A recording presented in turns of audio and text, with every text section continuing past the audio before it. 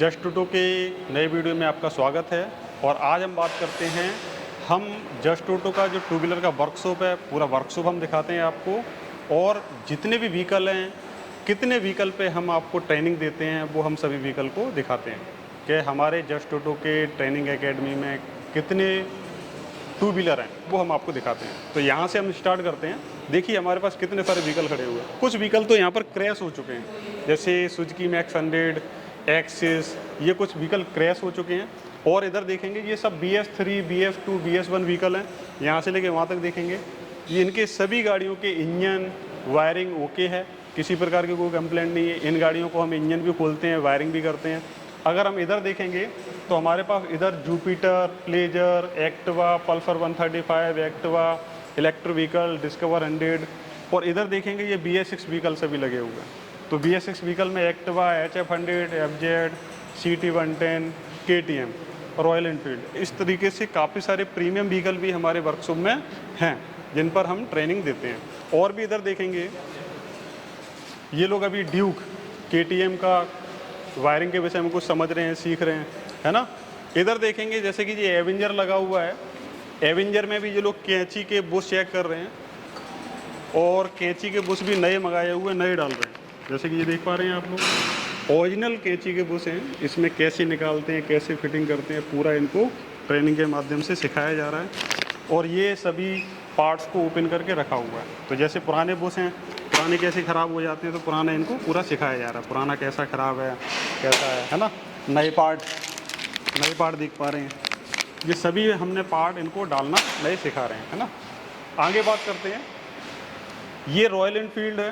Royal Enfield में पूरा engine इन्होंने खोला हुआ है और वापस पूरा इंजन यहाँ पर फिटिंग किया हुआ है। और अभी यहाँ पर ये टाइमिंग सेटिंग कर रहे हैं और इसके बाद इंजन को स्टार्ट करेंगे। तो हम इनसे पूछेंगे भी साथ में कि बाकी में ये इंजन स्टार्ट हो पाएगा या नहीं हो पाएगा, है ना। तो ये लोग बताएंगे आपको। ये BS6 व्हीकल है, स्प्लेंडर। इसमें देखिए स्कैनर के माध्यम से स्कैन कर रहे हैं बाइक। तो इस तरीके से हम BS6 को स्कैन भी कर सकते हैं स्कैनर के माध्यम से। ये भी व्हीकल हैं, रॉयल एनफील्ड 350cc बाइक है। इधर देखेंगे तो ये KTM 390, जो कि मार्केट में सबसे ज़्यादा डिमांड इसी की होती है। RC, रेस कंपटीशन, इस मॉडल का नाम है RC, है ना। तो इसमें भी किस तरीके से इसका टाइमिंग होता है, किस तरीके से इसका इंजन होता है, इसके विषय में पूरा समझते हैं, सीखते हैं। अभी हमारा जो टॉपिक चल रहा है वो ड्यूक 390 पे चल रहा है टॉपिक। और हमारा जो टॉपिक का नाम है एम्पियर कैसे चेक करें और एम्पियर क्यों ज़रूरी है चेक करना है। तो हम उसके विषय में समझते हैं अभी आपके वीडियो के माध्यम से। तो किसी बाइक में एम्पियर चेक करते हैं तो क्यों करते हैं, मैकेनिक के लिए क्या बेनिफिट है, अगर ये आप सीख जाएंगे तो मैकेनिक के लिए ये बेनिफिट है। कोई भी कस्टमर अगर आपके पास आता है और कस्टमर कंप्लेंट करता है बार बार कि हमारा बैटरी बार बार डिस्चार्ज हो जा रहा है, हमने कल नया बैटरी लगवाया बाइक में, व्हीकल में, और बैटरी वापस डिस्चार्ज हो गया, एक दिन में डिस्चार्ज हो गया, 2 दिन में डिस्चार्ज हो गया, या रात भर में डिस्चार्ज हो गया। तो इसका मीनिंग क्या है कि हो सकता है कि बैटरी भी ख़राब हो सकता है। तो पहला उस बैटरी का हेल्थ चेक करें बैटरी टेस्टर के माध्यम से। दूसरा पॉइंट ये भी हो सकता है कि कोई वायरिंग में कोई इलेक्ट्रिकल पार्ट शॉर्ट हो चुका है, वायरिंग कहीं शॉर्ट हो चुकी है, तो वो भी हमें चेक करना बहुत ज़रूरी है। तो चेक कैसे करते हैं, इलेक्ट्रिकल पार्ट अगर शॉर्ट हो गया चेक कैसे करते हैं, वायरिंग शॉर्ट हो गया चेक कैसे करते हैं, हम आपको दिखाते हैं लाइव। तो देखिए आप, अगर हमें मल्टीमीटर सबसे पहले लेना है, मल्टीमीटर हमारा ऑफ पोजीशन पर है, हमें मल्टीमीटर को रखना है 10 एम्पियर पे। हमने इसका स्केल सेट किया। स्केल सेट करने के बाद अगर हम प्रोब की बात करेंगे तो प्रोब हमें यहाँ पर तो सब लगा के रखते हैं, नेगेटिव कॉमन रहेगा, पॉजिटिव यहाँ पर रखते हैं जब वोल्टेज चेक करते हैं तब। लेकिन अगर हम एम्पियर चेक करेंगे तो इस प्रोब को ऊपर लगा के रखेंगे। हमने यहाँ पर ऊपर लगा के रखा प्रोब को। इसके बाद हम नेक्स्ट क्या काम करेंगे, ये पकड़ लेंगे आप। पकड़ने के बाद बैटरी का जो पॉजिटिव टर्मिनल है, हम इस बैटरी को यहाँ पर हमने लगा के रखा है, तो हमारे व्हीकल में पूरा पावर आ रहा है ना। देखो पूरा लाइट आ रहा है। तो हम क्या काम करेंगे, ये पॉजिटिव टर्मिनल हटा देंगे।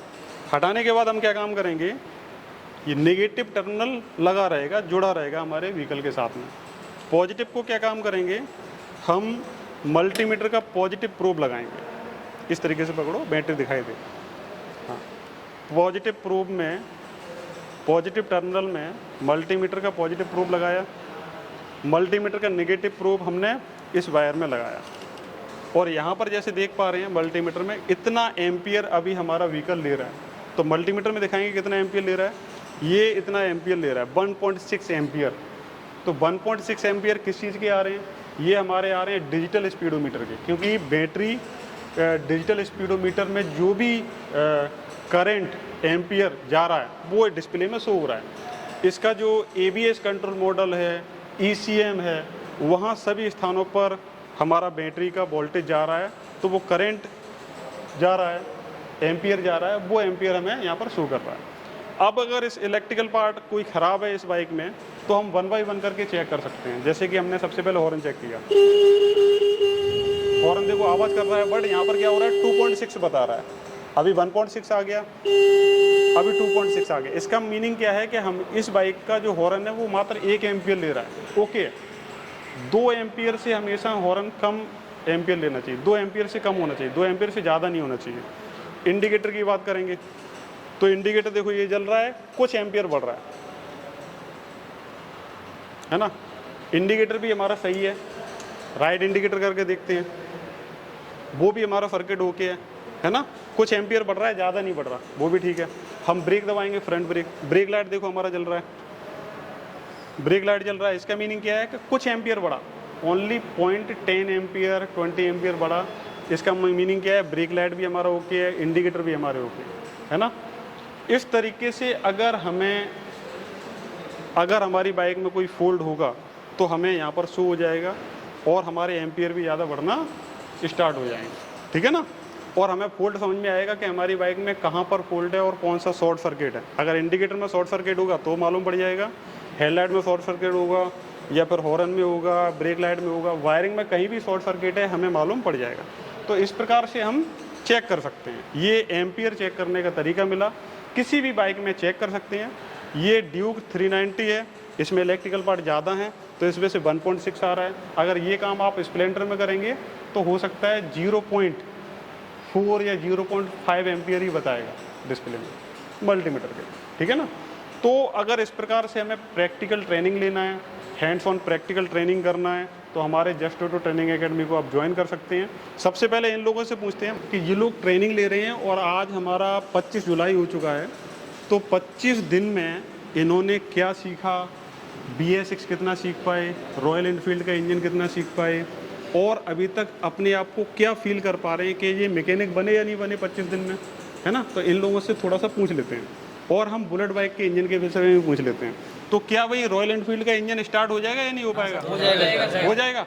अच्छा, इंजन पहले से स्टार्ट था या बंद था? कैसा स्टार्ट था ना, पूरा कंप्लीट।